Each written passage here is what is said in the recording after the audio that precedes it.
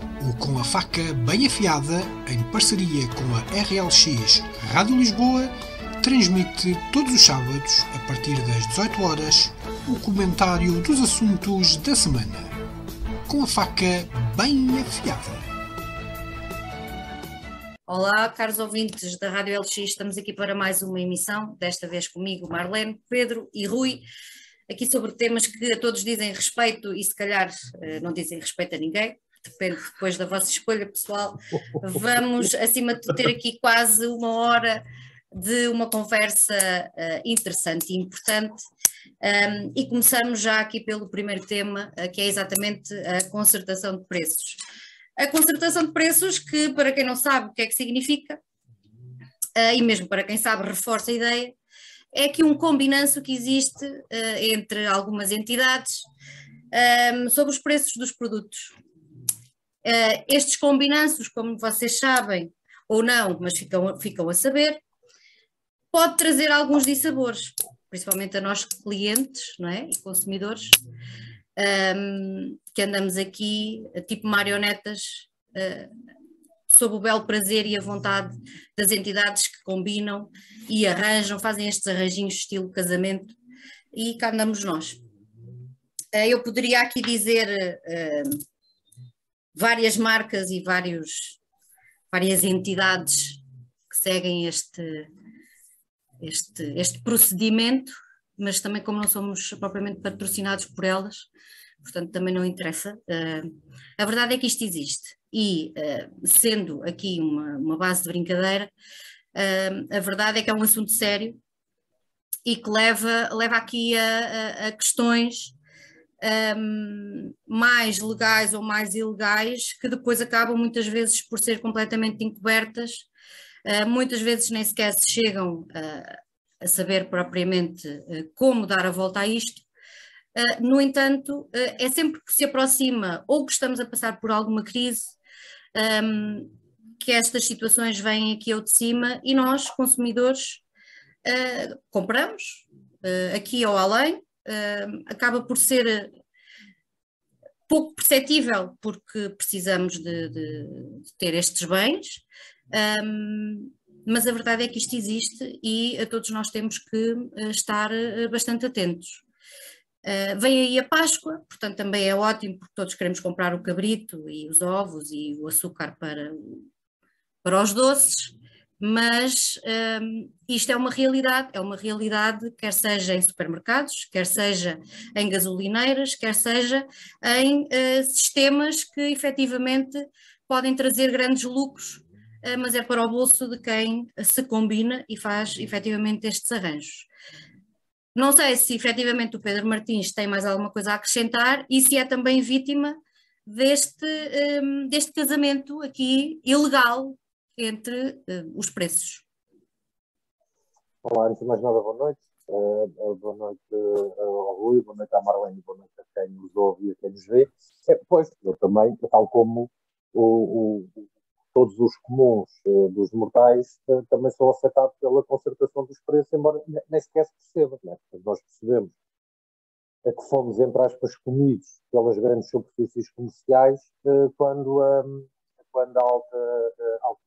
autoridade para a concorrência descobre que estes arranjinhos foram cozinhados e foram feitos. Não que eu tenha alguma coisa contra os arranjinhos. O problema é que são sempre arranjinhos que nos prejudicam a nós, que nos fazem pagar sempre mais caro do que aquilo que efetivamente devíamos estar a pagar por alguns produtos. Mas eu, a preparar aqui um bocadinho o nosso programa de hoje, ainda fui pesquisar um bocadinho mais de que tipo de concertação foi esta. Isto até tem um nome pomposo, porque eles deram a isto o nome de Have and For, porque já tem aqui uma metodologia diferente. Portanto, isto já é diferente do que, por exemplo, uma cartelização de preços. Portanto, isto é para a maior parte dos portugueses nem perceberem, não é? É inglês, nem sequer se percebe. Assim até é mais fácil, mas basicamente é. Portanto, isto foram grandes superfícies comerciais,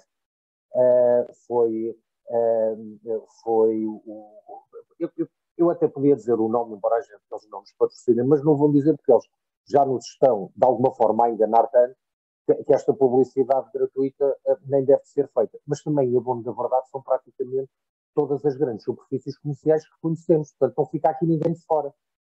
portanto, sempre que pensarmos nos grandes hipermercados a que vamos fazer as compras, estão todos metidos. Se não estão metidos neste último episódio, já estiveram metidos em episódios análogos no passado. Isto já vem desde 2001. Portanto, desde 2001 que há uma série de notícias que eu consegui encontrar deste tipo de procedimento. Mas, portanto, isto é, enquanto que no cartel as empresas falam todas entre si e, portanto, fazem aqui uma concertação de preços, aqui é uma concertação de preços feita diretamente com o fornecedor que fornece todas as superfícies comerciais. E, portanto, não é uma conversa entre todos, são conversas bilaterais. Portanto, chega aqui um bocadinho mais sofisticado. E de maneira, não é, a que os preços, portanto, sejam concertados, nomeadamente mais altos do que eventualmente deveriam ser, e normalmente paga sempre o mesmo, não é? Paga aquele que tem necessidade de comprar e, portanto, pagamos todos nós. Portanto, é mau, é crime, mete, pelo menos das notícias que consegui perceber, mete várias áreas comerciais, desde as cervejeiras, desde de empresas de pão, de vinho, até mete aquela empresa, agora foi a última notícia mais recentemente, a que tinha aquele shampoo que nós usávamos quando era crianças, aquele shampoo que a gente mete no cabelo e que não faz arder os olhos. Porque até é uma empresa, supostamente com uma certa bagagem, com uma certa credibilidade no mercado. Mas eu também percebi que isto, de facto, estes procedimentos estão a ser apanhados muitas vezes e têm multas altíssimas. Por exemplo, só em 2020 eu apanhei notícias com a Sociedade das Cervejas de ter sido aplicada uma multa de 304 milhões de euros. 304 milhões de euros é muito dinheiro. Outra, de 92 milhões de euros, também num procedimento de hub and score, como eles agora lhe chamam. Portanto, para percebermos melhor, uma concertação de preços, portanto, uma cartelização, com a Superboc. Portanto, foi uma coisa que eu acho que sempre percebi que houve, porque os preços da Superboc e da Sagres são sempre muito idênticos, e em vários supermercados os preços são sempre muito similares. Depois outra, vejam lá, 24 milhões de euros que meteu a empresa Bimbo, aquela daquele pão e daqueles produtos, pronto. E uma de 17 milhões com a Sograp.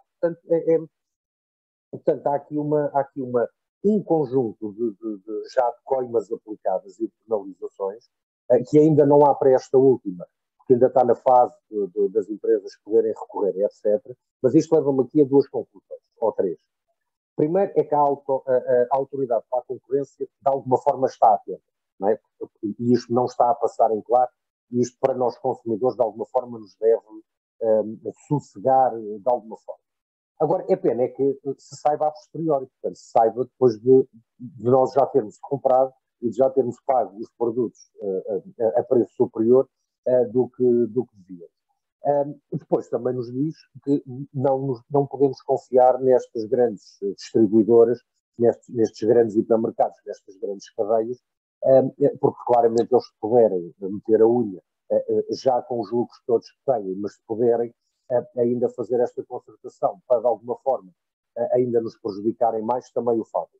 Depois, eu foi com uma dúvida, é não saber para onde é que vão estas coimas. O que era interessante era estas coimas reverterem ao consumidor, porque fomos nós que pagámos mais do que aquilo que era suposto. E, portanto, não percebi para onde é que vão estas coimas, mas era interessante que pudessem, de alguma forma, reverter para nós, ou que eles tivessem também como penalização, já que venderam durante um período. Assim, agora vamos assim, afacalhar um bocadinho. Já que durante algum período nós pagámos mais do que era suposto, também que os obrigasse agora também durante um determinado período pagarmos menos aqueles produtos do que era suposto também. Rui, dá-lhe. Ora, então, obrigado por esta oportunidade. Já há algum tempo não estava aqui no meio com vocês e com os ouvintes da RLX. Está a ser sempre muito bom seguirmos estes temas do dia a dia. Realmente, a concertação de preços, como é que eu te explicar isto sem me comprometer muito? A concertação de preços realmente é uma prática contrária à lei, não é? Entre as empresas concorrentes. E tal, aquela forma que o Pedro estava a falar há pouco, de já não serem entre de arranjarem um distribuidor comum para servir todas as grandes superfícies comerciais é uma forma também de estarem a fugir à lei de alguma forma e estarem protegidos, porque a concertação, que diz o Código Penal, concertação são então duas empresas concorrentes. Bem, se formos recuar aqui um bocadinho atrás, a primeira forma, quando começámos a ouvir falar da concertação de preços, foi realmente quando houve a liberalização dos combustíveis, foi quando conseguimos perceber o que era isto mais a fundo, quando tínhamos as gasolineiras todas a fazer exatamente o mesmo preço, quando a ideia, o princípio da ideia seria exatamente o contrário, que era haver uma concorrência mais leal entre os diversos fornecedores de combustível. E conseguimos perceber que isto realmente, a autoridade de concorrência, ao contrário do que o Pedro estava a falar, não é bem ao contrário, mas aqui nas gasolineiras não funciona muito bem, porque continuamos a assistir a isto, apesar de todas as críticas que se possam fazer a nível dos impostos, de descer ou não descer as margens de lucros e tudo mais, a própria autoridade de concorrência não atua na base do problema. E as grandes superfícies também, consigo-me recordar exatamente a primeira vez que isto possa ter acontecido nas grandes superfícies, foi exatamente há uns anos, no 1º de maio, que aquela grande superfície, temos aqui em Odivelas, uma delas, por exemplo, que fazia os 50% de desconto e que toda a gente foi a correr e a partir daí foi o boom de promoções atrás de promoções. Realmente, se formos à segunda-feira a uma superfície e à terça a outra, não se nota grande diferença, a não ser na marca dos produtos, que é outra coisa que vamos um pouco ao engano. Eles normalmente são embalados todos no mesmo sítio e só levam um rótulo diferente. Verdade seja dita. E aqui quem é que é prejudicado? Como já foi dito aqui muito bem, somos nós. É o pequeno produtor, é o pequeno comércio, é o consumidor final, que acaba por não conseguir perceber muito bem porque é que vai a um lado ou que vai ao outro e realmente está a pagar o mesmo produto pelo mesmo preço e não há grande diferenciação no serviço que é prestado então ao consumidor final. Pronto, e já a hora hoje é o 1 de Abril, não é? Achei uma piada imensa, uma notícia que estava a ouvir logo de manhã na rádio, só que um jeito à parte, fui mesmo tomado por conta, tinha a ver com uma descida brutal no preço dos combustíveis, aí que a notícia, como sabem, que o Ministro da Economia, o novo Ministro das Finanças, estiveram então reunidos com as empresas fornecedoras então dos combustíveis fósseis, da nossa grande dependência hoje em dia, infelizmente, e com os fornecedores e com os revendedores e tudo mais. Eles ainda não tinham chegado a um acordo em que iam acabar de haver esta concentração de preços neles e que tanto o governo como as empresas iam descer os seus impostos, as suas margens de lucro, e que o combustível ia então descer até 75 cêntimos o litro. No princípio assim, isto é uma notícia brutal. Depois quando olhei para o calendário percebi que realmente era difícil de acontecer porque o que interessa realmente é nós termos o lucro no fim. E acho que sobre a concertação de preços e a cartelização e todas as técnicas e táticas que se usa para poder fugir, seja ao fisco, seja às próprias malhas de lei, não tenho muito mais a acrescentar. A não ser agora que se queira falar da concertação que houve na eleição dos vice-presidentes da Assembleia da República, que também me parece que foi uma espécie de concertação. Isso é um ótimo tema, na verdade é mesmo um ótimo tema. Boa ponto. Boa ponto. Pedro, queres continuar então neste tema? Então pronto, olha, vou agarrar no que o Rui disse. De facto, talvez do ponto de vista político também para não, infelizmente, não sermos obrigados a ter que falar sempre de um tema recorrente que temos vindo a falar ao longo dos últimos tempos e que nos assola, que é a guerra na Ucrânia. Também admito que já tinha algumas saudades de falar destes temas de política nacional. Não só de falar deles, mas já, se calhar, eu já falo disso um bocadinho mais à frente, ia já pegar na constituição do governo e na tomada de posse do governo. Teve ali também um episódio que era interessante, mas de facto o Rui tem razão, houve esta tal concertação política numa tomada de posse anterior, não só do Parlamento, como depois da eleição do Presidente e dos Vice-Presidentes da Assembleia da República. Mas o que eu acho que até mais importante que isso, e se me permitem, eu ia pegar mesmo na tomada de posse, porque foi a tomada de posse de um Parlamento, de uma legislatura que é especial. Não só porque é um bocadinho mais longa do que é habitual, porque é uma legislatura, embora isso não seja novo, mas com a atual composição do próprio Parlamento e com tudo aquilo que estamos a viver hoje, não deixa de ter a sua especialidade, que é termos 4 anos e meio de uma governação, à partida, 4 anos e meio de uma governação de um partido em maioria absoluta, uma legislatura onde não se pode perder a oportunidade, e o Parlamento tem que estar atento, de haver todo um conjunto de reformas estruturais que deem a resposta ao período pós-pandemia, a esta questão da guerra também, à inflação que está galopante, à crise económica que estamos a viver. Portanto, eu acho que nós, no início de cada legislatura, e sempre que o Parlamento toma posse, temos sempre esta ideia, se calhar, um bocadinho utópica, de apelar à responsabilidade dos deputados, de apelar a que sigam o interesse nacional e o interesse público e da melhoria do dia-a-dia das pessoas, e não o seu interesse pessoal, não o interesse dos seus partidos. Portanto, mais uma vez, se calhar, utopicamente, seria tentado apelar, se eventualmente, estou certo que sim, muitos dos deputados que agora tomaram posse, principalmente os novos, aqueles que se sentam lá pela primeira vez, que nos estarão certamente a ouvir, porque sei que ouvem com muita regularidade ou faca bem afiada, fazerem este desafio. Sejam sérios, vamos todos dignificar o cargo que ocupamos, principalmente porque é um cargo que advém pela confiança que o eleitorado, onde eu me incluo, vos confiou, portanto, era triste que num próximo Facadas, daqui a 6 meses, daqui a 1 ano ou 2, tivéssemos que estar aqui a falar de figuras mais tristes que alguns de vocês eventualmente possam estar a fazer e a prestar um mau serviço não só ao país como à democracia. Isto tudo para dizer um bocadinho mais sério que não estamos numa legislatura em que haja tempo para andarmos a brincar nem aos parlamentos, nem aos deputados. Portanto, é uma legislatura, de facto, importante para o futuro do país. Temos um bolo financeiro que tem que ser acompanhado, que tem que ser fiscalizado e, portanto, há todo um mundo de iniciativa legislativa que é necessária fazer no país para que o nosso futuro seja mais desenvolvido e, portanto, não gostava que esta oportunidade se perdesse.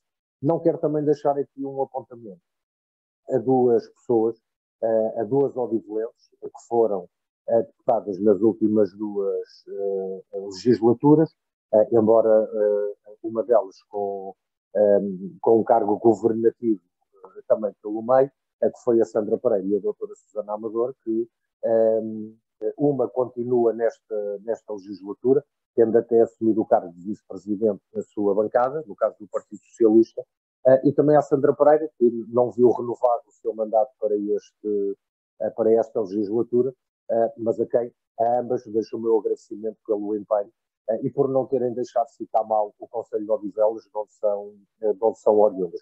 Pronto, e eu, em relação à mesa, se ainda tivermos tempo, depois digo aqui mais qualquer coisa, mas passava-vos agora a bola para falarmos deste início do ano parlamentar.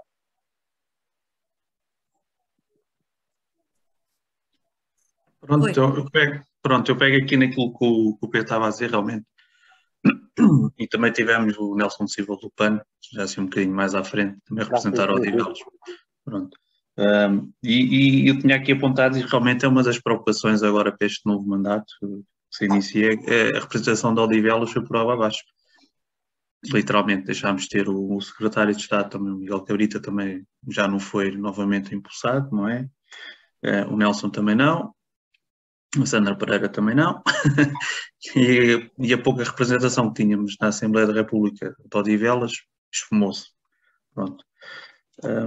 Realmente, há aqui esta tomada de posse, tanto do Executivo como também da própria mesa da Assembleia é engraçada, né? Principalmente a do Executivo. Começa logo com a frase: a maioria absoluta não significa poder absoluto, mas nós, ou pelo menos eu, de memória daquilo que tenho, todas as maiorias absolutas é que nunca deram ouvidos a ninguém, e é sempre pronto, e há de ser sempre um jogo onde eu quero posse e mando. Espero bem realmente estar enganado, e como estavas a dizer, e bem, Pedro, tenho atenção àquilo que são as reais necessidades do português e dos portugueses, tanto cá como lá fora, e também a todas as crises políticas, geopolíticas que possam acontecer entretanto, e que tenham atenção a esses fatores. E realmente nós saímos de uma guerra que não conseguimos ver, não é? Da crise pandémica, do Covid, para um conflito bem visível, bem mediático, e também de algum modo nos esquecemos de tudo o resto, todos os outros conflitos que ainda continuam a ocorrer por todo o globo e que estão-nos a passar um pouco ao lado. Falando da posse do Executivo, então, passando aqui a talho de foice, temos um Executivo que realmente são menos ministros, são 17, com entradas, com saídas, com caras novas, com permanências, em que realmente há uma outra situação, parece mais um prémio de carreira. No caso do Fernando Medina como ministro, entrar como ministro parece-me um prémio de carreira, não consigo compreender. Desculpa lá, os prémios de carreira costumam ser quando a carreira é boa, não é? Não quando a carreira não é boa. Pronto, certo. Aí também podíamos ir buscar também o Augusto Santos e Silva, não é? Perfeito, também fico com essa ideia um pouco. Pronto, nunca fizeste assim grande coisa, andaste aqui um bocado sempre aqui a passar entre os pingos da chuva, mas para não ficares triste, pronto, toma lá a presidência da mesa da Assembleia. Mas temos, é aquilo que estava a dizer, mas é um executivo que, pronto, prima pelo maior número de mulheres até hoje, tem muitas mulheres, o que é uma novidade, e é muito mais pequeno do que aquilo que estamos habituados a ver. Muito mais pequeno, não, tem 17 ministros à criação, saíram uns ministérios, entraram outros, e novos deputados, novos ministros, mais mulheres. Peço desculpa, estava-me aqui a começar-me a engasgar. Novos deputados, novos ministros, peço desculpa, mais mulheres, e que pronto, e temos aqui, continua aqui a ascensão da ministra Mariana Vieira da Silva, continua a ganhar cada vez mais relevância dentro do aparelho do PS. E há toda a história também que tem medo que António Costa se vá embora para a Europa, não é? É sempre um pulo. Mas eu sinceramente não tenho muita esperança. As maiorias absolutas acho que nunca trouxeram grandes mais-valias ao país, mas também acho a Geringonça teve as suas benesses, teve as suas coisas boas, as suas conquistas, mas já estava, e pronto, isto é a minha opinião particular, eu não sou politólogo, nem político, nem coisa que se pareça, teve as suas benesses, teve as suas vantagens, os seus bem comuns, o caminho da gratuidade das creches, a descida do valor das propinas para os estudantes, mas estava cansada, e o povo mostrou isso nas urnas com os votos que tanto o Bloco como o PCP teve, e o povo mostrou isso, não compreendeu o chumbo do orçamento, nem a pressão ou a força que houve para fazer estas novas eleições. Mas acho que já estou um bocado aqui a navegar um bocado na maionese. E passava então a quem direito para continuar. Mas olha, aqui. Se nós analisarmos aqui algumas partes do discurso, seja do Marcelo Rebelo de Sousa como do António Costa, e indo em encontro àquilo que tu disseste da maioria absoluta, o António Costa referiu que espera que seja um futuro que queremos radioso. E a mim faz-me lembrar, ora, radioso, raios de sol, o nosso rei sol, ou melhor, o rei sol que nós todos conhecemos da história, e deste poder absoluto do Rei Sol, e portanto maioria absoluta e poder absoluto não andam ali muito fora, mas esperemos que sim, que traga muito sol aqui a estes invernos todos que tenha havido. Só espero que ele também não se engane, se tiver que voltar a repetir uma frase que ele disse, em que os portugueses esperam um governo que resolva problemas e crie oportunidades, e não troque para os portugueses esperam um governo que crie problemas. Portanto, também tem que ter cuidado com aquilo que proferiu, e se quiser repetir, ter aqui muito cuidado para não se enganar e não se engasgar, porque já tivemos um exemplo desses, não é? Que ficou para a história e que foram feitos muitos memes, e portanto também é cuidado. Neste mesmo discurso, eu também reparei que ele foi extremamente inspirado aqui pelos Lusíadas de Luís de Camões, quando ele refere a coragem, ambição para todas as tormentas e tempestades passarem. Portanto, vamos ver se não vamos afogar-nos e andarmos aí com o livro na mão. Vamos ver se isto aqui é bom augoiro ou se não, ou se vamos afogar. Isso é um discurso muito patriótico. Não é? Muito patriótico. Exatamente. Entre influências dos Lusíadas e de Fernando Pessoa, e estamos aqui próximos dos exames nacionais e os estudantes já andam aqui todos com estas matérias, portanto, entre um e outro, eu acho que sim, que é preciso analisar aqui estas questões, que não sejam, acima de tudo, mau augoiro, não é, Pedro? Opa, eu nem sei muito bem o que é que é dizer relativamente à tomada de posse do governo. Eu dei-me ao trabalho, calhou, por acaso, de ouvir um bocadinho do discurso, quer do Marcelo, quer do António Costa. Quer dizer, nem sequer foram discursos extraordinários, do ponto de vista de quem gosta de analisar os discursos.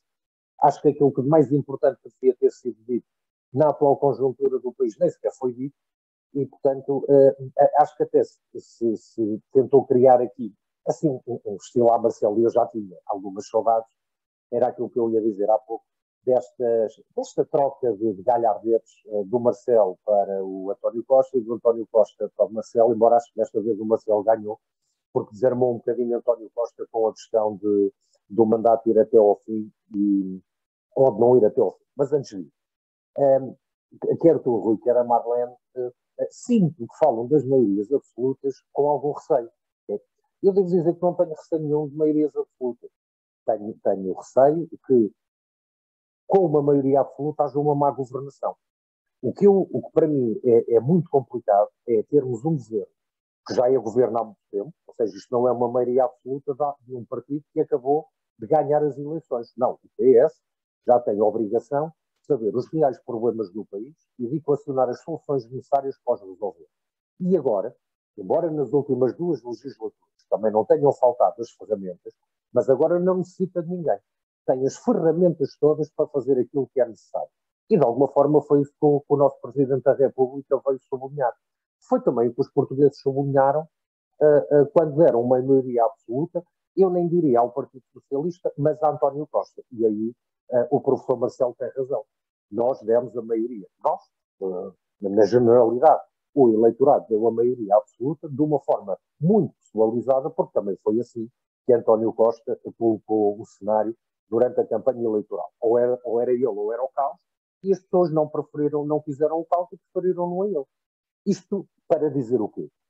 Para dizer que ele, por um lado, tem a obrigatoriedade de assumir, ou tem a obrigação de assumir esta responsabilidade, e o Partido Socialista, e a única coisa que o nosso Presidente da República fez, porque espremendo aqueles 2 discursos, o que está a ser analisado e o que foi analisado na comunicação social foi de facto este, que para alguns foi um fight diver, não é?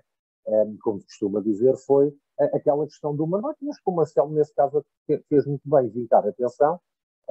O governo tem hoje a faca e o queijo na mão, e portanto ninguém iria perceber que, embora António Costa possa ter a ambição legítima, e isso também podemos discutir, de vir a assegurar um cargo europeu, de deixar o barco a meio e não fazer aquilo que verdadeiramente é necessário para o país.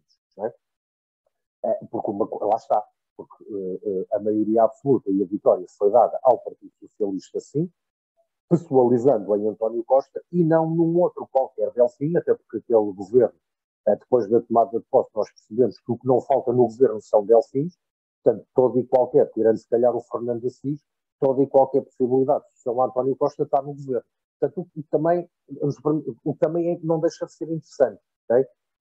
O António Costa a ter colocado aqueles que lhe poderão suceder no governo e, de alguma forma, deixá-los ali um bocadinho ocupados com as questões governativas e não tão desocupados para gerirem as questões internas do Partido Socialista. Agora, o governo, e depois de vermos o elenco governativo, eu pessoalmente não me sinto muito descansado. Acho que é um governo demasiado político, ou mais político do que era necessário para dar resposta àquilo que é necessário agora no país.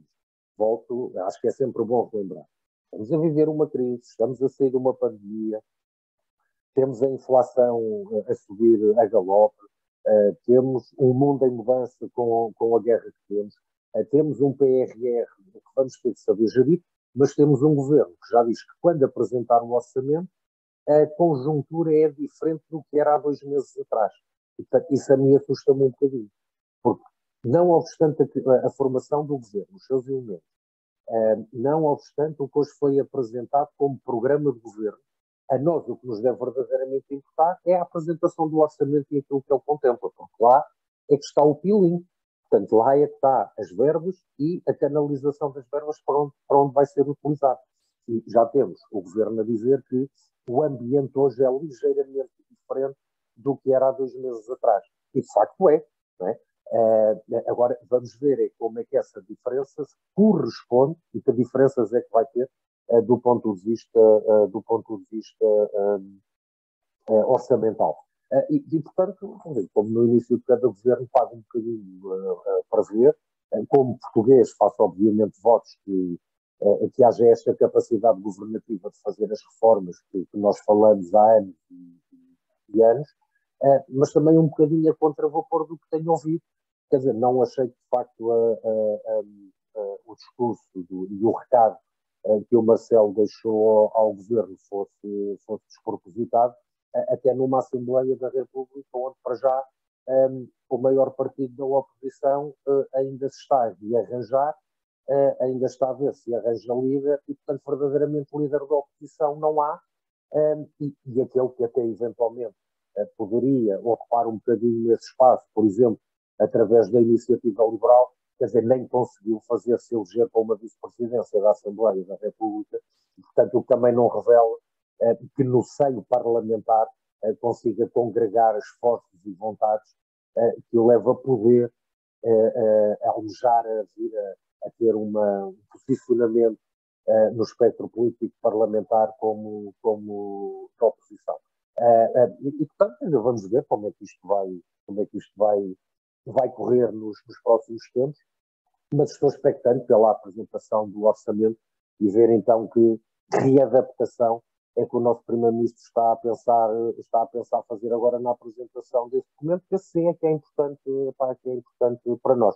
Pronto, e depois podemos passar aqui um bocadinho a falar sobre o Medina, mas quer dizer, eu, como não consigo encontrar qualquer tipo de justificação para a premiação que foi feita a Fernando Medina, ainda por cima a colocá-lo como Ministro das Finanças, quer dizer, se eu já estava assustado e preocupado, quer dizer, não percebo de facto essa nomeação de Augusto Santos Silva.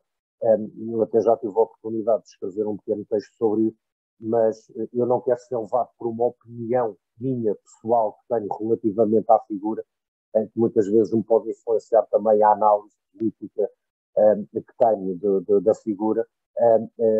Mas acho que sim, acho que é um prémio Carreira, é um Oscar, é um Globo de Ouro que António Costa decidiu dar a Santos Silva sem o merecer, porque acho que nunca fez o suficiente, nem enquanto governante, nem enquanto Ministro dos Negócios Estrangeiros, para ser a segunda figura da nação. Depois temos Edith Estrela, mas também já o era, portanto, da mesma forma que se calhar nós nem sequer sabíamos que ela já o tinha sido, da mesma forma vai passar esta legislatura sem percebermos que o é, e portanto acho que pronto, temos um Parlamento multicolor, com mais partidos, pronto, acho que vai ser interessante. Vai ser interessante tendo em conta a relação de forças que lá temos. Olha, deixa-me só dizer-te aqui uma coisa. Em relação a essa multicolor, eu vejo a multicolor como uma coisa positiva, mas eu acho que aqui vai ser muita lavagem de roupa suja, muitos miúdos mimados aqui a aparecerem, muita cowboyada. Portanto, vamos ver se isto não descamba aqui entre os meninos mimados e aqueles que têm vontade de uma oposição feroz, mas que afinal não foram ferozes em nada e foram quase calados. Pronto, isto ainda deixa-me assim um bocado insegura e ainda estou com umas expectativas muito baixas em como não será o meu novo stand-up comedy preferido cada vez que passar na televisão. É isso. Seria uma péssima altura para que isso acontecesse. Seria talvez a legislatura menos apropriada para que isso acontecesse. Olha, antes de ti, deixa-me só dizer aqui uma coisa que tenho andado a pensar nela e que me parece importante e que tem a ver com o facto do Parlamento ser muito diversificado, mas ter perdido uma representação que, embora eu acho que ao longo dos anos não tenha cumprido, por falta de autonomia, o seu papel, mas que era importante que estivesse no Parlamento e não está representado, e também quem lá está a representar a causa, não sei se, tendo em conta com tudo o que aconteceu e o último resultado eleitoral, o irá fazer. Que foram os Verdes, o Partido dos Verdes. Porquê? Porque se virmos hoje o Parlamento, não tem uma representação do ponto de vista ambiental. Tem o PAN, não é? Mas é como estava a dizer, o PAN eventualmente seria, se tivesse saído das últimas eleições, com outra força e com outros meios para fazer política e de um ponto mais forçado. Eu digo isto porque, quer dizer, considero que o PAN, a partir do momento em que colocou a possibilidade de vir a viabilizar, caso fosse necessário, uma governação socialista, perdeu muito da margem de manobra e da autonomia para toda esta legislatura, ou pelo menos a forma como o eleitorado o passou a ver. E mesmo os Verdes, embora tenha sido sempre uma força satélite integrada na coligação democrática unitária com o PCP, era de facto pelo menos uma força que do ponto de vista ambiental, ainda que não representasse muito, nem que tivesse muita influência para que as questões ambientais tivessem ali uma outra expressão, a sua presença era pelo menos interessante. Isto só para dizer o seguinte: nós hoje vivemos uma guerra, vivemos uma pandemia, temos a inflação, mas ainda temos planeta para que tudo isto aconteça. Eu acho que começamos todos a ter a noção, e temos falado nisso em programas anteriores, e é bom, uma vez que agora estamos a iniciar esta legislatura com o novo governo, para que decididamente as questões ambientais fossem tidas como prioritárias e que deixassem só de ser prioritárias para ganhar votos durante períodos de campanha eleitoral e isso depois se refletisse nas iniciativas legislativas e nas reformas que são necessárias fazer. Desculpa lá, Rui. Não, sem problema, sem problema. Isto agora também, sim, mas também não podemos esquecer que o CDS também saiu de cena, não é? Perdeu-se um grupo parlamentar, no que levou à ascensão tanto do Chega como do IL, isto pronto, é aqui aqueles jogos todos de votos que não se percebe muito bem de onde e para onde é que vão, mas aquilo que estavas a dizer e muito bem, realmente aquelas forças que defendiam o ambiente, por assim dizer, os verdes, né, que estavam coligados com o PCP, essa parte vai, presumo eu, poderá perder ou não, ou vai perder com certeza um pouco da luta, e também não podemos esquecer que o PAN também está no meio de uma luta interna muito contestatária com a visão da sua líder, por assim dizer, não é? Estamos a falar de um PAN, que é um partido supostamente pacifista e que via com bons olhos o aumento do orçamento da defesa, não é? Quer dizer, há aqui uma conjugação de forças que realmente às vezes não conseguimos perceber muito bem, e com deputado único, também como um livro com o Rui Tavares, acho que vai ser uma boa surpresa, digo sinceramente, presumo que será uma boa surpresa. Como deputados únicos também não vão ter grande influência, eles perdem tempo, não têm qualquer hipótese de apresentarem o mesmo número de representarem as suas ideias no mesmo sítio que todos os outros partidos ganham, não é? Temos aquela que ganham ou que têm mais deputados, que são as maiores forças políticas. E pronto, e perdem um pouco a voz, e estavas a dizer bem, não é? Se eles tivessem, se o PAN, por exemplo, tivesse 4 ou 5 deputados, teriam realmente mais bem representado, até mesmo a nível das próprias comissões, seria totalmente diferente e não havia esta questão das tradições parlamentares, dos lugares da frente, das forças políticas as mais votadas de serem direito a elegerem os vice-presidentes da Assembleia, essas coisas todas, né? São tradições, mas também às vezes temos que passar um pouco ao lado delas, e isto tudo para chegar aqui, não é? À grande questão, ou àquele maior buzz, o barulho de fundo, que foram as candidaturas tanto do João Coutrinho, pela parte da Iniciativa Liberal, como também dos 2 nomes indicados pelo Chega para a vice-presidência da Assembleia da República, não é?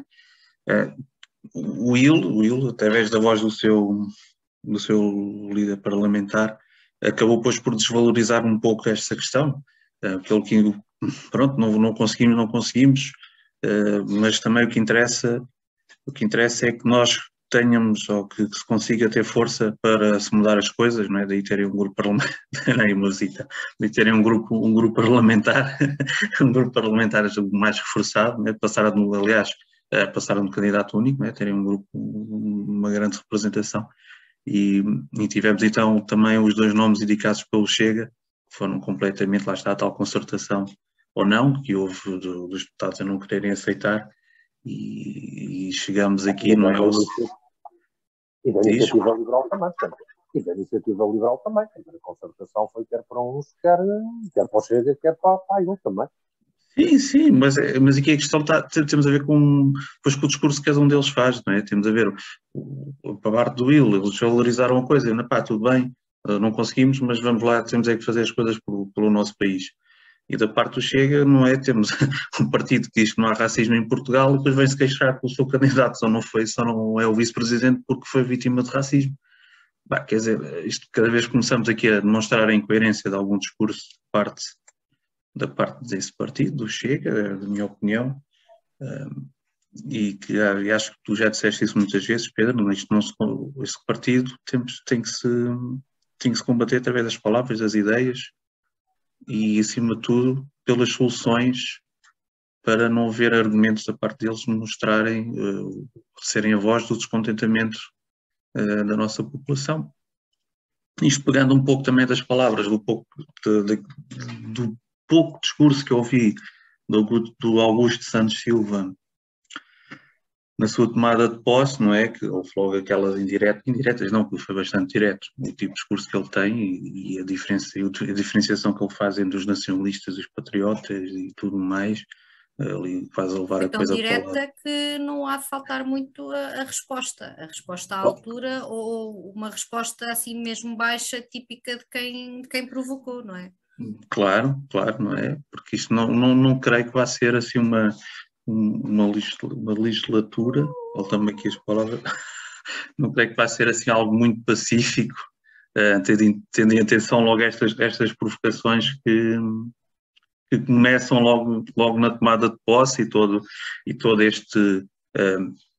é engraçado, não é, que os partidos falam temos que manter a tradição, porque as forças mais votadas têm que estar à frente, ou porque as forças mais votadas têm que ter não sei o quê, mas depois há aqui aquele agarrado do poder, não é, de partidos, não é? Podemos falar um bocado do PCP, que se viu realmente a perder quase toda a sua força, porque é a realidade, não é? É a realidade, e que se vê cada vez mais arretado dos lugares de fronte, dos lugares cimeiros, e que fica... e que perde uma parte da fileira da frente, não é? Fica a partilhar com o Bloco de Esquerda e com deputados do PS, segundo, pelo menos pareceu-me esta a disposição logística, no Parlamento, e que E estou curioso para ver então. Eu não estou curioso, mas não estou com grande fé nesta maioria absoluta. Não estou, muito sinceramente, não estou.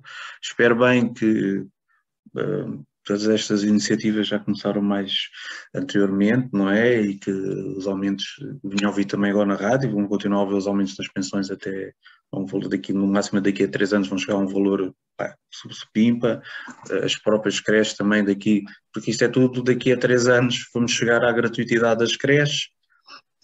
Pronto, não sei, eu não estou muito, falta-me agora o termo, e acho que a Marlene vai-me pôr, vai-me dizer. Não estou, exato, não estou muito confiante que isto vá ser assim um mar de rosas, pronto. Não estou. Enquanto o Rui estava a falar, recebemos aqui uma pergunta por parte de um ouvinte nosso,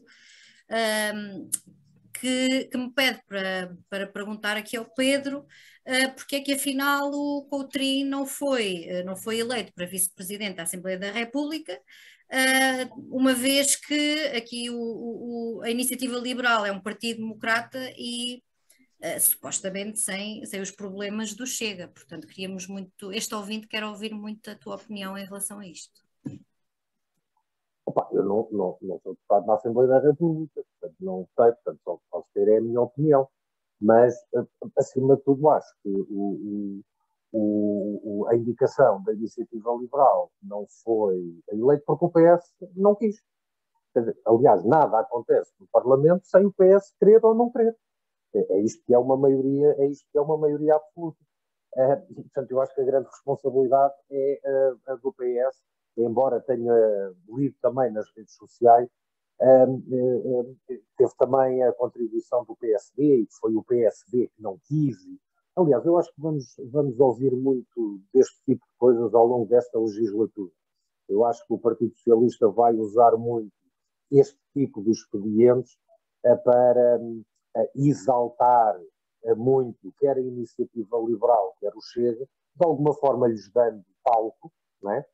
E, portanto, não foi inocente o discurso do Santos Silva, pegando no que o Rui há pouco estava a dizer, portanto, o Presidente da Assembleia, que é um político, e não vai, tenho muitas dúvidas na imparcialidade dele na execução do cargo, e, portanto, acho que fez aquilo que, por exemplo, o PS vai fazer durante toda a legislatura, que, como se costuma dizer, é dar gás ao Chega. Dar gás ao Chega até o criticando, não é? Ou obrigando o Chega a continuar naquela senda de partido do protesto, e tendo cada vez mais palco, não por gostar do Chega, obviamente, mas porque isso dá jeito ao PS, na ótica que um Chega com maior protagonismo acaba por tirar algum protagonismo ao principal partido da oposição, que ainda que hoje esteja sem liderança, continua a ser o PSD. Mas em relação à iniciativa liberal, acho que sim, que aconteceu o mesmo que aconteceu aos do Chega, que se apresentaram, e sendo aquilo a Casa da Democracia vão a votos, não tiveram votos suficientes para serem eleitos, e agora também posso dizer que esperava que o Coutinho Figueiredo, mesmo não sendo eleito, pudesse ter mais votos do que acabou por ter. Não o deixo de considerar um bom parlamentar, e acho que fez uma boa legislatura no mandato, ou um bom ano parlamentar na legislatura passada, mas parece que os seus pares não consideraram assim, e portanto, de alguma forma é pena, porque seguindo ou não seguindo a tradição, a mesa não representa a relação de forças que existe depois no Parlamento, em que costumam estar representados os três partidos mais fortes, e se o Chega é o terceiro partido mais votado, isso aquilo é a Casa da Democracia, há que respeitar também as centenas de milhares de pessoas que votaram naquele partido. Mas eu vou ser sempre mal entendido quando falo do Chega, porque eu sou daqueles que acho que os países onde há partidos ilegalizados, os partidos, nenhum deles deve ser ilegalizado, seja um partido comunista, seja um partido fascista. Eu sou daqueles que acredito nos princípios da democracia. E para mim a democracia deve permitir que todos falem, mesmo que as palavras dessas pessoas ou de algumas ideologias nos repugnem, e temos é que ter confiança que a democracia consegue vingar pelas suas convicções, pelos seus princípios, e não termos medo que outros falem. Portanto, eu terei sempre uma forma de entender o Chega e de falar sobre o Chega sem receio, sem os tentar calar, sem os tentar ostracizar, mas sim trazê-los para o palco político, para o argumentário político, e usando as ferramentas políticas, discutirmos as ideias com eles e tentarmos convencer os outros que as nossas ideias são melhores que as deles. É o que acho que devemos fazer com o PS, com o Bloco de Esquerda, com o PSD, com o CDS, com toda a gente. É isto a democracia, é isto que se faz, é isto que se deve fazer em democracia, seja com o Chega, seja com quem for. Enquanto os continuarmos a acantonar, eles só vão continuar a crescer e a tornarem-se verdadeiramente perigosos, que hoje não são. Exatamente, mais fortes, não é? Mais fortes numa casa da democracia. Rui, queres terminar? Mesmo agora para terminar, terminas tu? Já é aqui estou aqui a receber a indicação da Regi que não temos muito mais tempo. Tenho aqui, sim, estou a perceber. Vou aqui tirar o fone, tenho aqui uma pessoa aqui chata a falar comigo. Assim, eu acho que a questão de se é que podemos falar, ou aqui uma certa colagem da iniciativa liberal ao Chega, mais ligada por causa da derrota, por assim dizer. Já está aqui uma pessoa aqui a fazer aspas e coisas com as mãos que ninguém vai ver, porque isto é para a rádio. Mas pronto, faz parte da minha maneira de falar. E acho que as pessoas colaram muito mais a iniciativa liberal ao Chega, neste caso, por causa da derrota, não é? Pedro estava a falar, e bem, realmente o Coutinho Figueiredo, segundo as indicações que existem nas notícias, foi alguém que nunca faltou a uma sessão plenária, atenção, não é? O deputado único não é fácil, não deve ter sido fácil, ele nunca faltou. E como eu disse há pouco, eles próprios desvalorizaram muito essa derrota e querem realmente, o objetivo deles é mesmo fazer, mudar, fazer acontecer, não é? Apesar de estar num espectro político muito diferente do meu, mas a ideia deles é essa. Realmente o regimento da Assembleia da República fala na possibilidade de terem quatro vice-presidentes, não é? E aí vai ser a escolha do presidente trabalhar apenas com dois e ser realmente apenas o PS e o PSD a representar toda a casa da democracia. Isso é uma escolha pessoal de quem lá está, quem quer pode e manda, e espero muito sinceramente que não seja assim o resto do mandato. E pronto, dito isto, não sei se os meus colegas de painel querem acrescentar mais alguma coisa. Rui, queria só 15 segundos, não tem nada a ver com o que falámos, mas hoje é o dia 1 de Abril, começa o mês de Abril, e é um mês onde tradicionalmente é um mês onde se aproveita para sublinhar a promoção a prevenção aos maus-tratos infantis. E, portanto, apelava a todos os nossos ouvintes que pudessem, que participem nas iniciativas que, nomeadamente, as comissões de proteção de crianças e jovens fazem um pouco por esse país fora, divulguem a temática deste mês, coloquem o laço azul, ponham no vosso perfil, nas vossas fotografias, porque não quer demais todos nós contribuirmos também para diminuir este flagelo que são os maus-tratos infantis. Muito bem, muito obrigada a todos. Para terminar, pegando aquilo que o Pedro diz, serei o que tu me deres e que seja amor. Muito obrigada. Boa tarde a todos. Obrigado a todos. Adeus. Obrigado. Boa tarde. O Com a Faca Bem Afiada, em parceria com a RLX Rádio Lisboa, transmite todos os sábados, a partir das 18 horas, o comentário dos assuntos da semana. Com a Faca Bem Afiada.